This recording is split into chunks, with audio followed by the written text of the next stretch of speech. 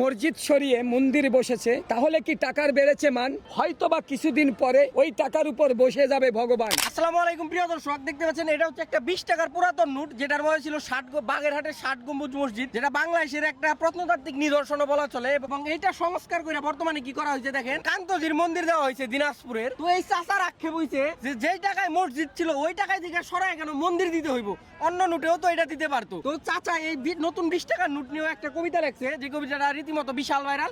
এই কবিতাটা আজকে আমরা শুনবো। মসজিদ সরিয়ে মন্দির বসেছে, তাহলে কি টাকার বেড়েছে মান? তাকিয়ে তাকিয়ে দেখছো তোমরা, প্রতিবাদ নেই কেন মুসলমান? হৃদয় আমাদের ক্ষত হয়েছে, করা হয়েছে মসজিদকে অপমান। হয়তো বা কিছুদিন পরে ওই টাকার উপর বসে যাবে ভগবান। মসজিদ সরিয়ে মন্দির বসানো ছিল কি খুব দরকার? পারলে নতুন কিছু করে দেখাতেন, আপনি তো দেশের বর্তমান সরকার। হিন্দু মুসলিম ভাইয়ে ভাইয়ে হয়তো বা এই নিয়ে হবে কোনো একদিন দ্বন্দ্ব। বিবেকের কাছে প্রশ্ন করে দেখুন, কাজটা করেছেন কত মন্দ। মসজিদ সরিয়ে মন্দির বসানো এটা হতে পারে না কোনো মুসলমানের কাজ। ধিক্কার জানাই তোমাদের আমরা, এই কাজের সাথে যারা জড়িত তাদের কি হয় না কোনো লাজ? আচ্ছা, আপনাদের বিবেকের কাছে আমার প্রশ্ন, এটা কি কোনো হিন্দু কোনো অন্য কোনো ধর্মের লোক বলেছিল যে এই টাকার উপর আমরা একটা মন্দির চাই? কিন্তু কেন আমাদের বিবেক কি একবার লাড়া দিল না যে এইটা মুসলিম কান্ট্রি, এদেশে শতকরা 95 জন লোক মুসলমান, সেই দেশের টাকার উপর থেকে কেন মসজিদ সরিয়ে মন্দির বসবে?